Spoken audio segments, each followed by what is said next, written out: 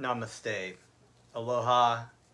Welcome to the yoga wisdom of the Bhagavad-gita class. My name is Janapati Das, and please accept my respectful obeisances.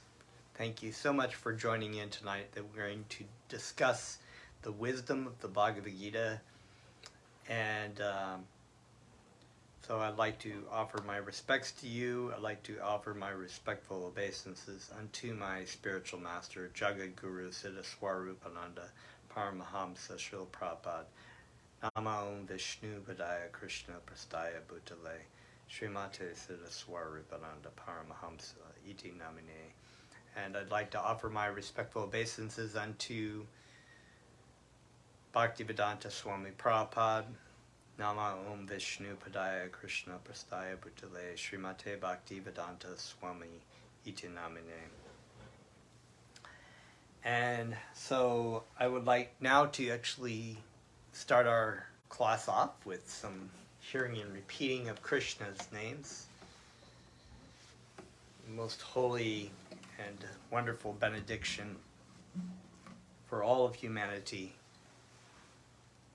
So please join along. If you've never done this before, feel free to just listen to the mantra the first time through as I sing it.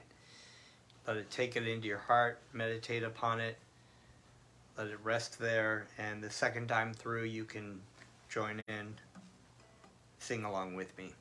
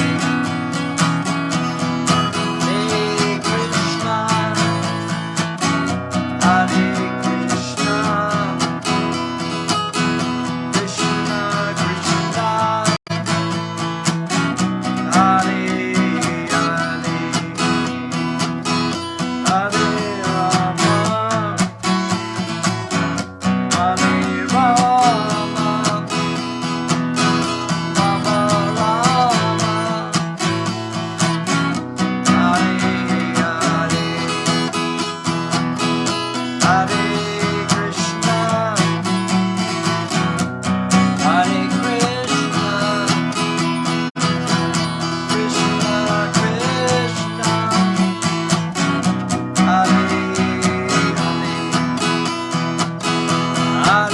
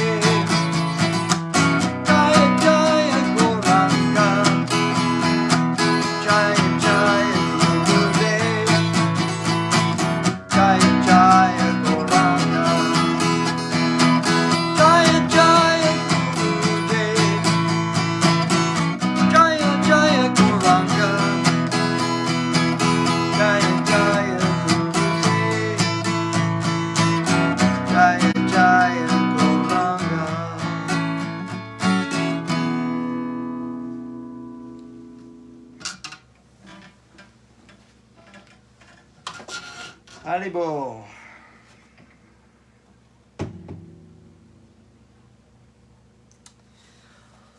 So welcome. I'm going to take my jacket off. A little hot tonight.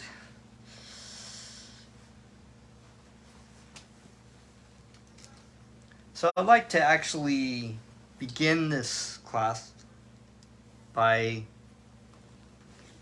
reading at the very beginning introduction of the Bhagavad-gita as it is. If you don't have this copy of the Bhagavad-gita as it is, this is by A.C. Bhaktivedanta Swami Prabhupada, that translated and given purports upon this. There is sometimes two versions, different editions. The ideal one is to get the one from 1972, if you can. It's not, it's the better. There's been some slight changes in some of the translations, and so they actually petitioned them to the editors to reissue the 1972 edition of the Bhagavad Gita as it is, so that's what this one is. And in the introduction of the Bhagavad Gita, the very first prayer I will read, because it's significant to what we're going to talk about tonight, what the verses we're going to read of the Bhagavad Gita. So in the introduction it is said, Om Ganana Tamirandasya Gananjana Shalakaya Chakshuran Militam Yena Tasmai Shri Gurave Namaha. I was born in the darkness of ignorance, and my spiritual master opened my eyes with the torch of knowledge. I offer my respectful obeisances unto him. So, everything about the Bhagavad Gita, even when you see the Bhagavad Gita, you see Krishna. I'm going to see if I can get some picture here without the glare. Krishna and Arjuna. Krishna, of course, is acting as Arjuna's spiritual master. When you read the stories of the Srimad Bhagavatam, all the pastimes of Krishna, there's so many references in those stories where a spiritual master is teaching his disciple the absolute truth. And the process of bhakti yoga, one cannot come to know the absolute truth, the truth of the Bhagavad Gita as it is, without the grace of the pure devotee or the spiritual master. So when we read this first introduction,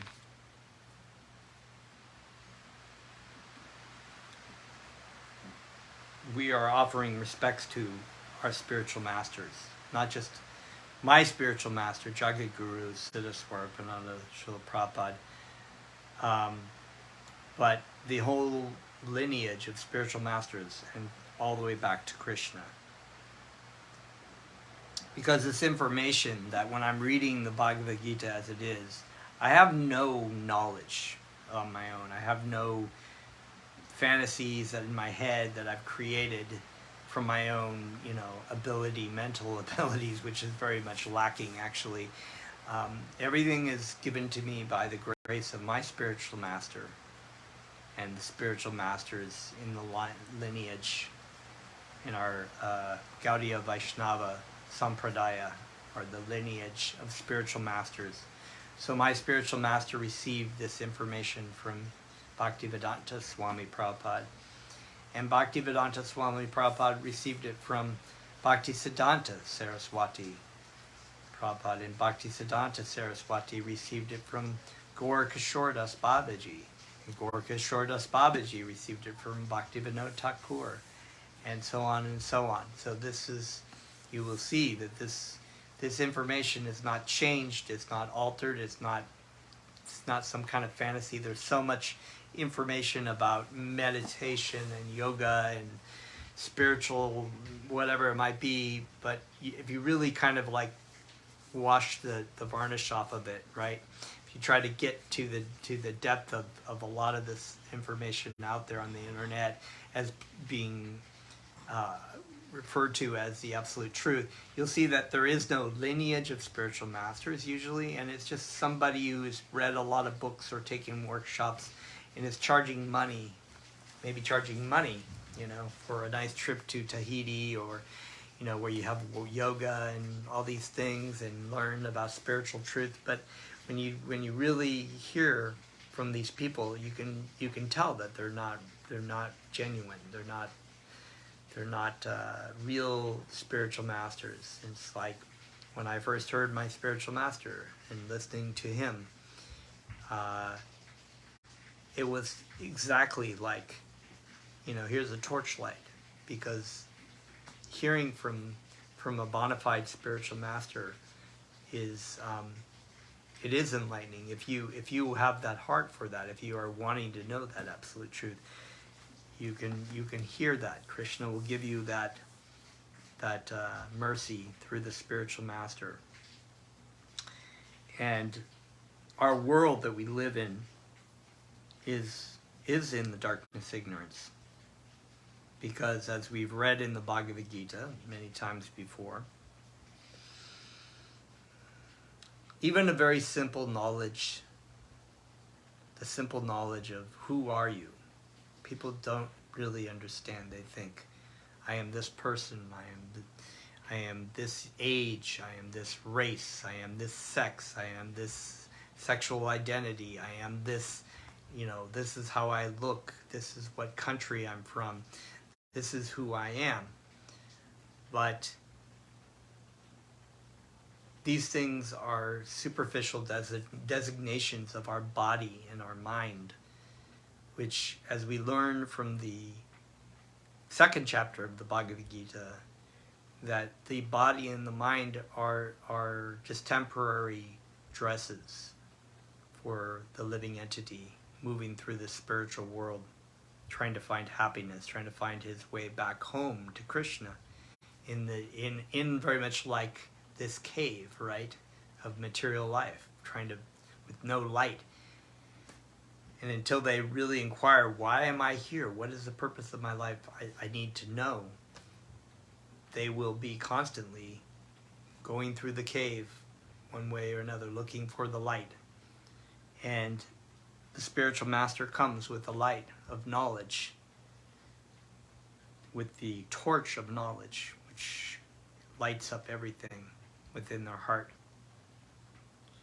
So that's why we offer our respects to the spiritual master and to all of our spiritual masters, who so gracefully and so graciously and mercifully gave us this information that we can consider and we can meditate upon it. And also given us the pure knowledge through the form of the holy name of Krishna, heard and repeat in kirtan and japa meditation, to purify our heart. Krishna is that lamp, the lamp of knowledge, and it's given to us freely. And if we just even once say the name of Krishna, we are so fortunate.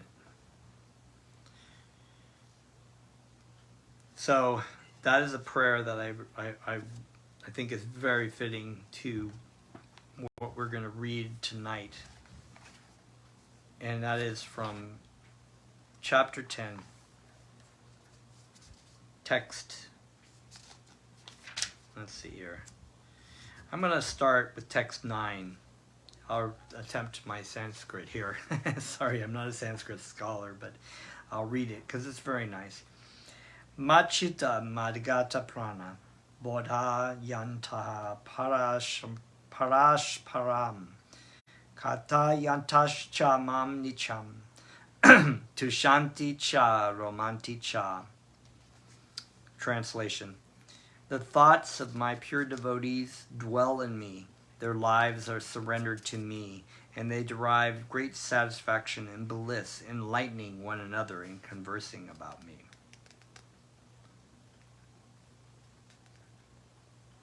So that's what we're doing right now, actually. Not to say that I'm a pure devotee by any means, but anyone who is sharing information about Krishna it's very satisfying, and it's it even has this word enlightening, and as we talk about the word enlightening has the word light in it, right? So when you're enlightening somebody, truly when you're enlightening somebody, you're talking about information that is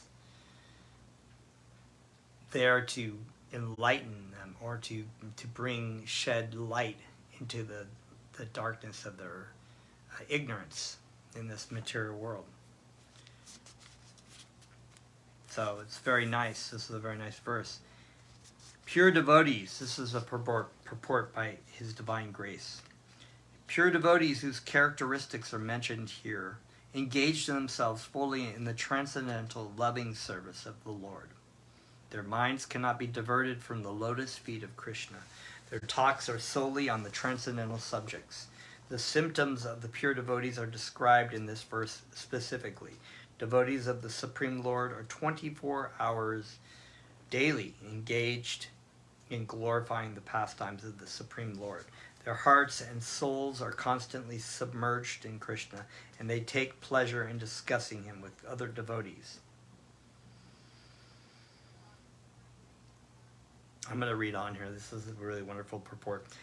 In the preliminary stage of devotional service, they relish the transcendental pleasure from the service itself. And in the mature stage, they are actually situated in love of God. Once situated in that transcendental position, they can relish the highest perfection which is exhibited by the Lord in His abode. Lord Chaitanya likens transcendental devotional service to the sowing of a seed in the heart of the living entity.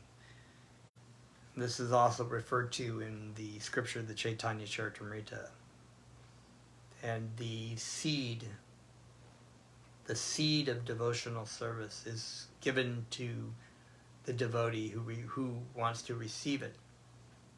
The person, the spirit soul that wants to receive it, is given by the spiritual master. And then the living entity waters that seed and takes care of that plant. So that's to say that, it's by the great mercy of the spiritual master, but the proof is in the pudding, in the eating, right? It's like in the eating of the pudding, right? It's you can be given the names of Krishna. There's also a lot of things like you can lead a horse to water, but you can't make him drink, right? So similarly, you have to engage and you have to act as a living entity to be taking care of your spiritual life and to be constantly engaging in Krishna's service, engaging in the Krishna Katha, engaging in the hearing and chanting of Krishna's names. It's not just like, ooh, magic. One day it's like, yes, it is very wonderful. You can do it once in your life, and that's the beginning of your spiritual life. But it's the engaging here of it. And that's why they say here the pure devotees are actually, they're constantly engaging in it, because they've come upon, you come upon this great feast. My spiritual master has explained this that coming into spiritual life is coming into, it's like this hall of this banquet of this great buffet, right? And you've been starving, but you can't just start stuffing your mouth full of food, right? And you're just going to get a stomach ache. So you take some, you digest it. You're like, this is just so wonderful. You digest it. You let your body come back to health. And that's the process of spiritual life, is you just have to constantly be engaging in it. But you find that the more you engage in it, the more you want to engage in it. And then it becomes great, you derive great satisfaction, right? In enlightening one another and conversing about Krishna. Once situated in that transcendental, position, they can relish the highest perfection with you. Okay, sorry, I jumped ahead there. The devotional service is just like a seed, and if it is sown in the heart of a living entity, and if he goes on hearing and chanting Hare Krishna, Krishna Krishna, Hare Hare, Hare Rama, Rama Rama, Hare Hare, that seed fructifies, just as the seed of a tree fructifies with regular watering. The spiritual plant of devotional service gradually grows and grows until it penetrates the covering of the material universe and enters into the Brahmajyoti effulgence in the spiritual sky. In the spiritual sky also that plant grows more and more until it reaches the highest planet, which is called Goloka Vrindavan, the supreme planet of Krishna. Ultimately, the plant takes shelter under the lotus feet of Krishna and rests there. Gradually, as a plant grows fruit and flowers, that plant of devotional service also produces fruits. And the watering process in the form of chanting and hearing goes on. That's the important point. It continues. It's eternal. This plant of devotional service is fully described in the Chaitanya Charitamrita.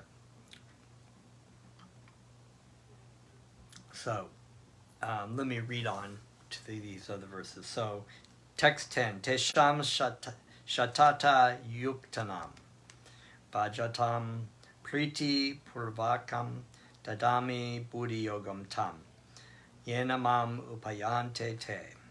To those who are constantly devoted and worship me with love, I give the understanding by which they can come to me. So,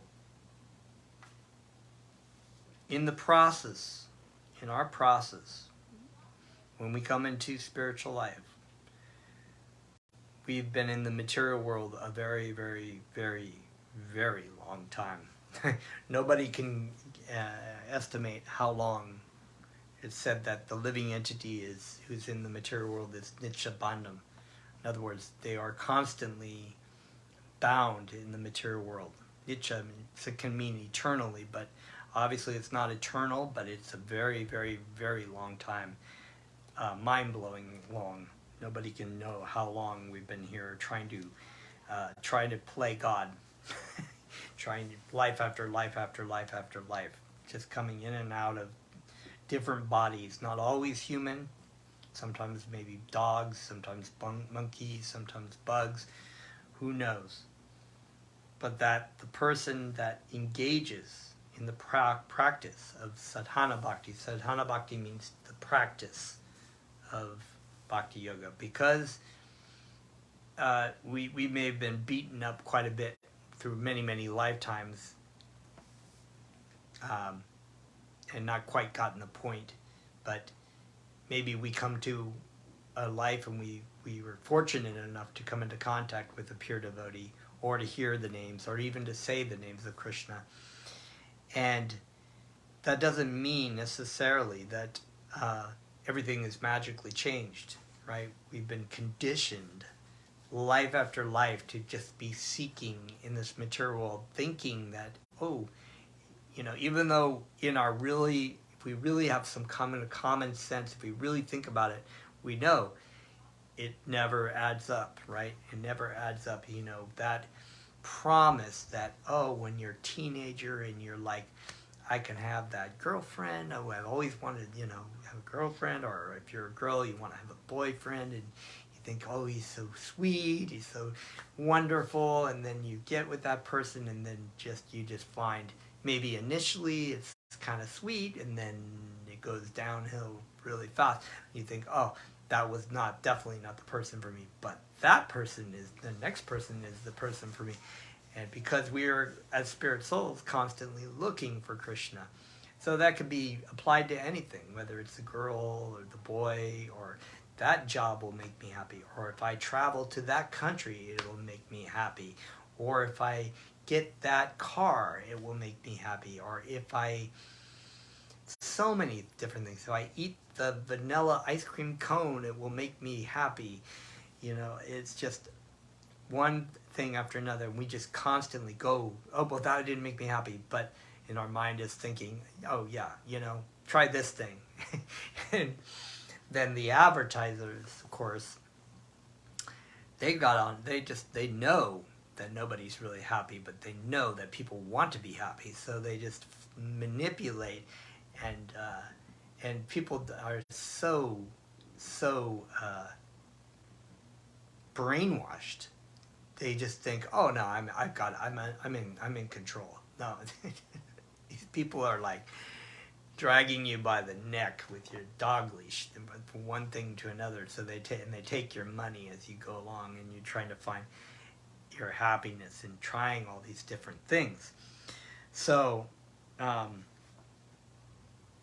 point I was making is that, you know, when we come into the process of sadhana bhakti, or the practice of bhakti yoga, and the hearing, repeating, reading Krishna stories, chanting, so many different things that we do,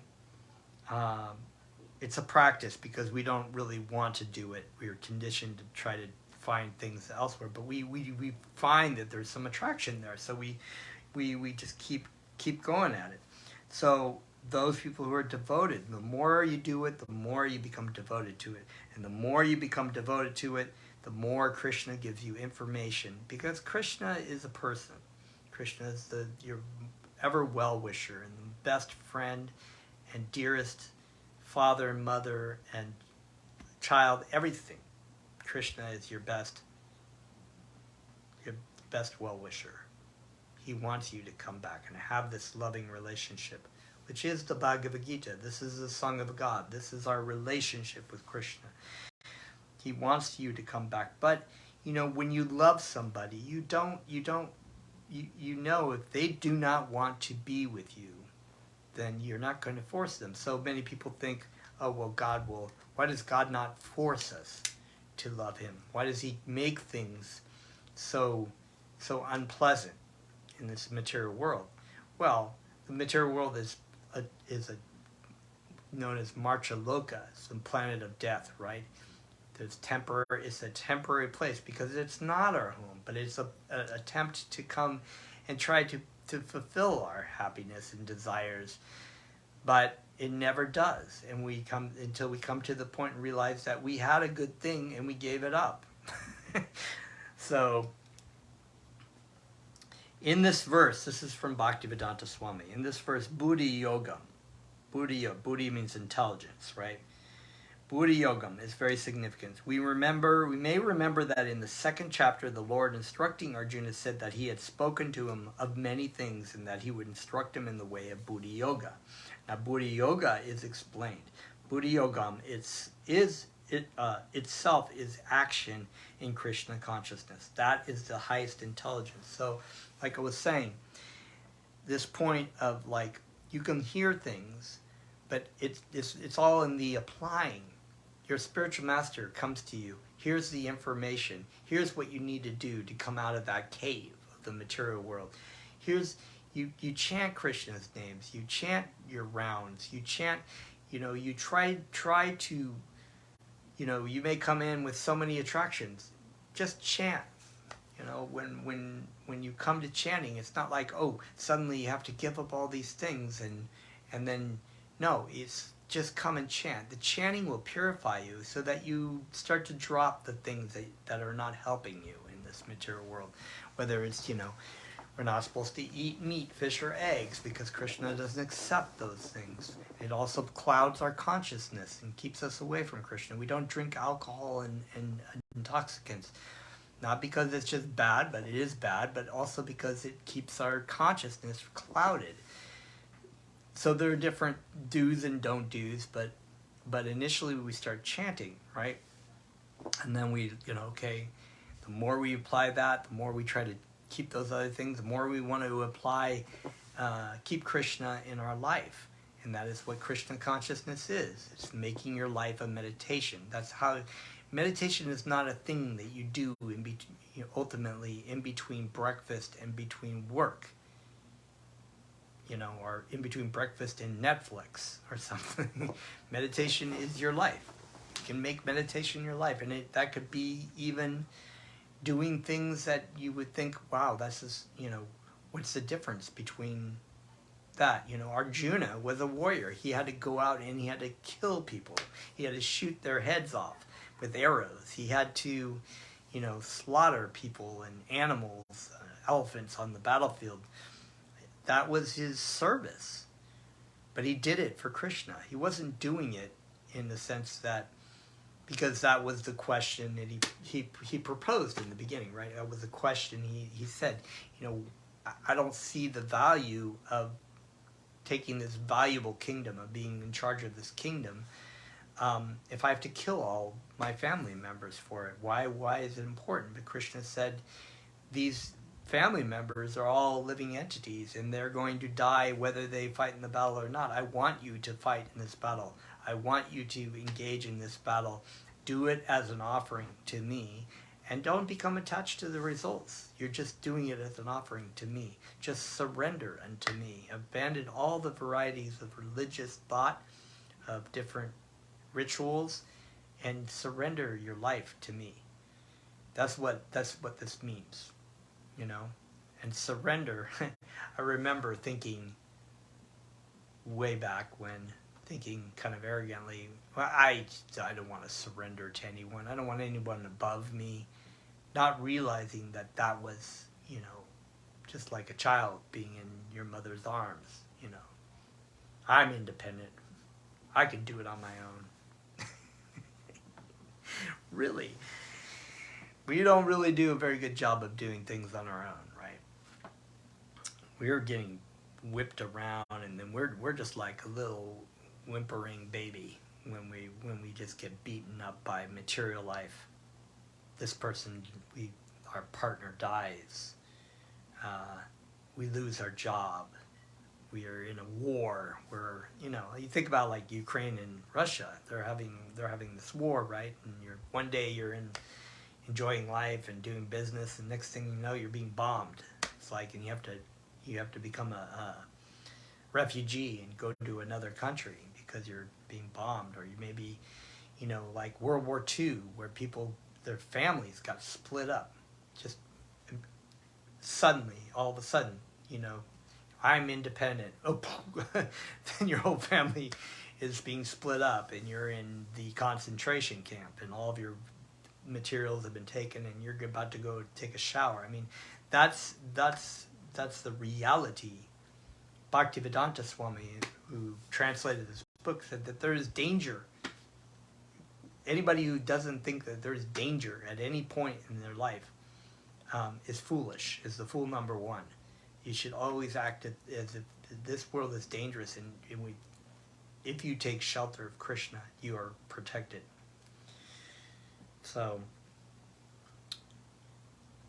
that is the action in Krishna consciousness. That is the doing, right? That is the highest intelligence.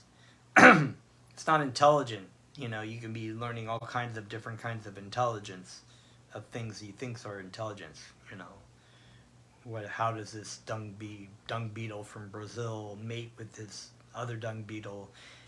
That's not real intelligence, because it may be fascinating from a materialistic point of view, but in the end game, how does it help you when you have to leave your body?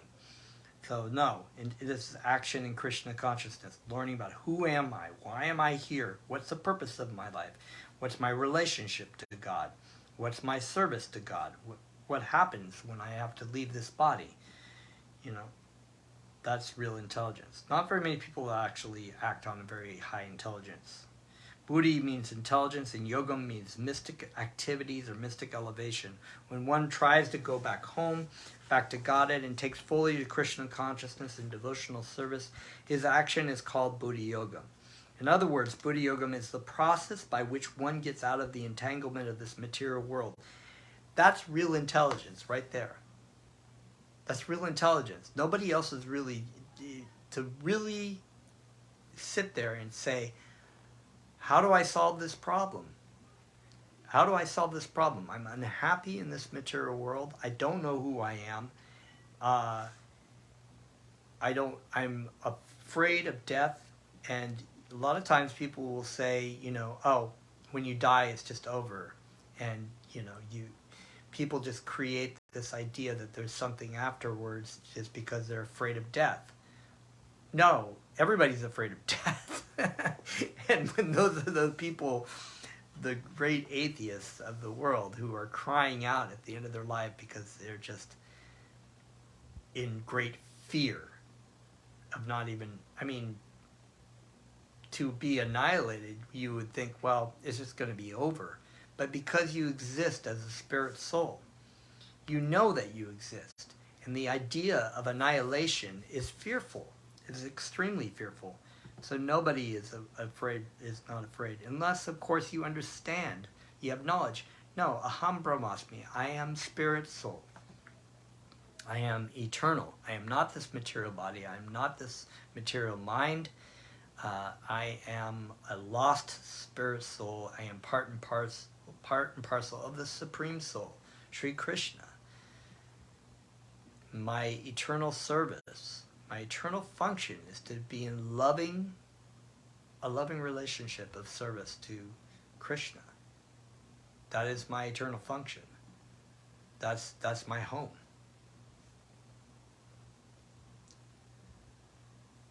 So that's real intelligence. To be able to understand that information is real intelligence.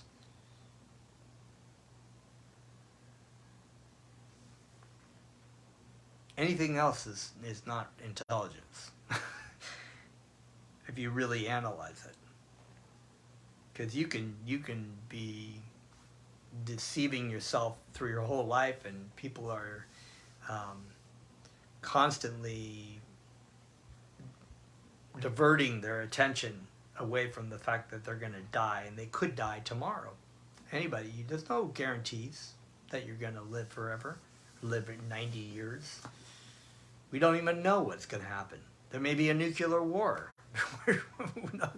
We don't know.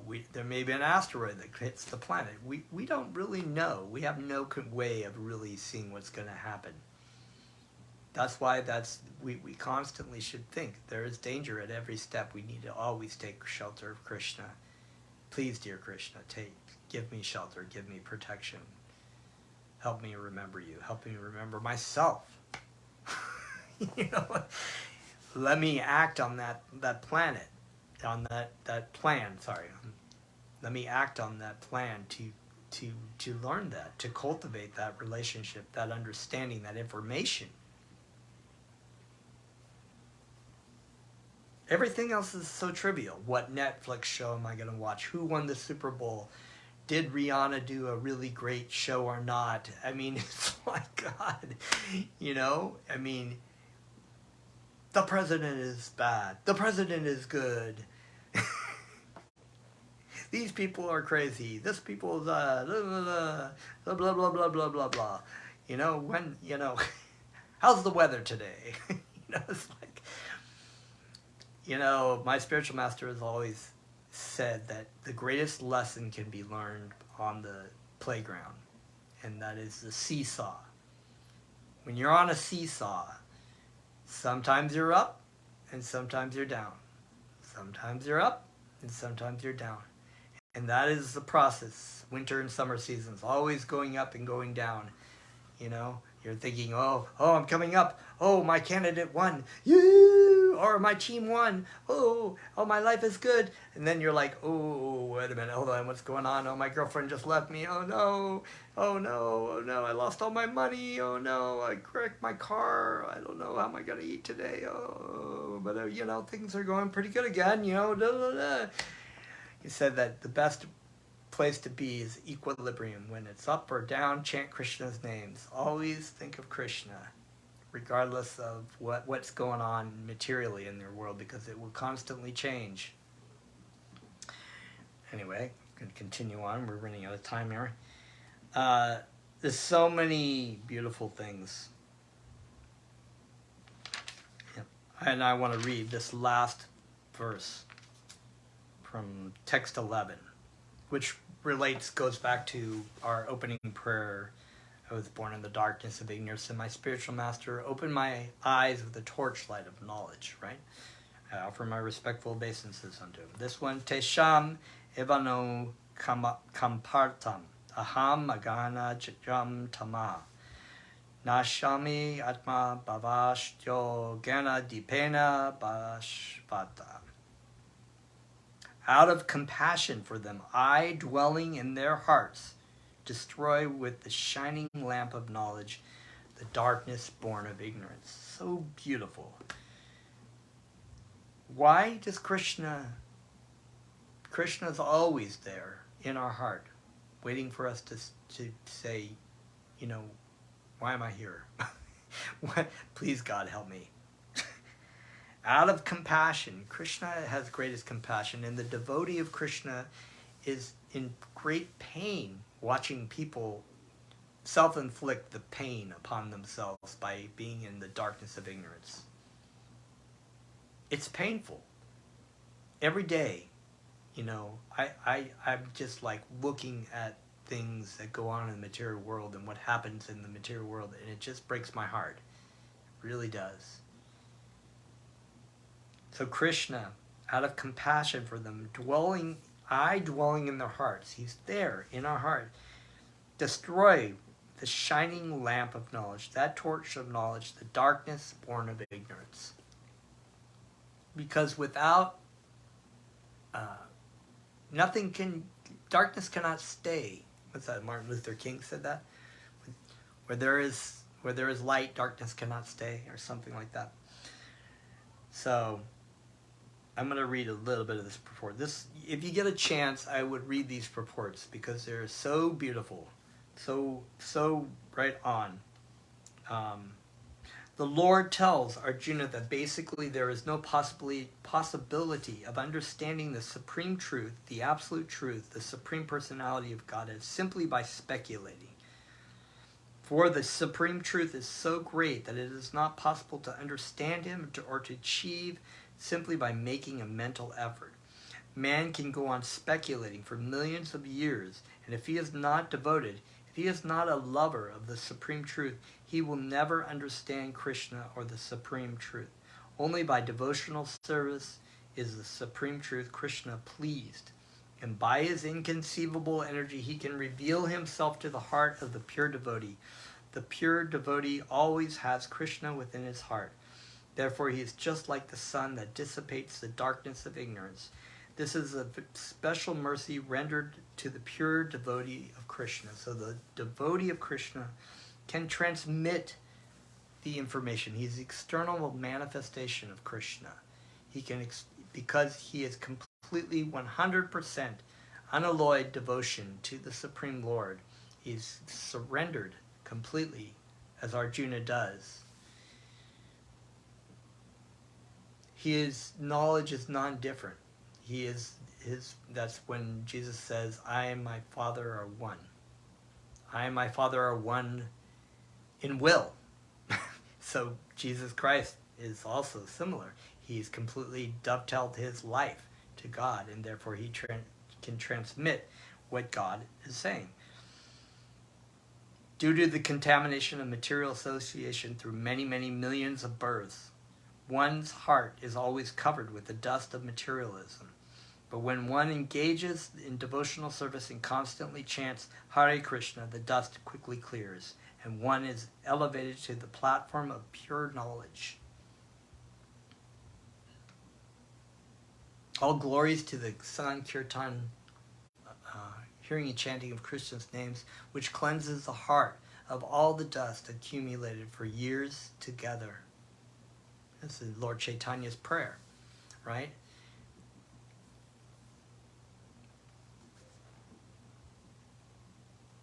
The ultimate goal of Vishnu can be attained only by this chant and by devotional service, not by mental speculation or argument.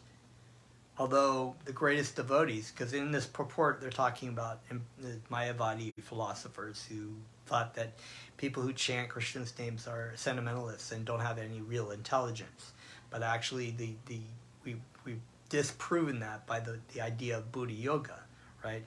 Great intelligence, great scholars. The spiritual masters in the disciplic lineage are the greatest scholars ever, because they speak from the absolute truth, from Krishna. The pure devotee does not have to worry about the necessities of life. He need not be anxious, because when he removes the darkness from his heart, everything is provided automatically by the Supreme Lord, for he is pleased by the loving devotional service of the devotee. The relationship in the Bhagavad-gita, the Song of God, the relationship between the living entity and Krishna is a relationship of love. Everything that needs to be known, because Krishna is the source of all things, can be understood in this process of hearing and chanting of Krishna's names, in the practice of sadhana bhakti, culminating in in bhakti yoga, pure devotional service. And so it's a very wonderful and beautiful thing that we're engaged in. And so I think we're going to stop right now, since it's about almost 8 o'clock. And thank you very much for attending the class today. And let's chant.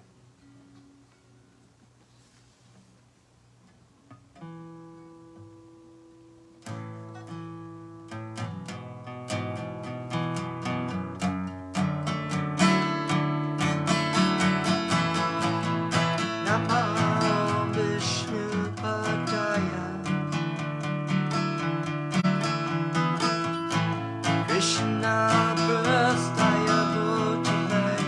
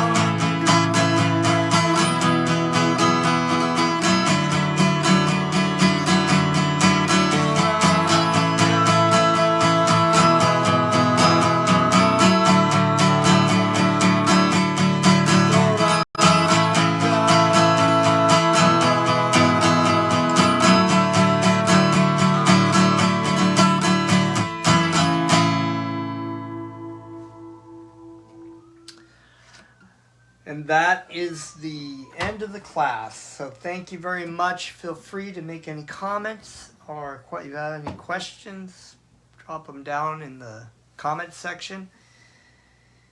And we will see you next time. Have a wonderful evening, and stay true. Namaste.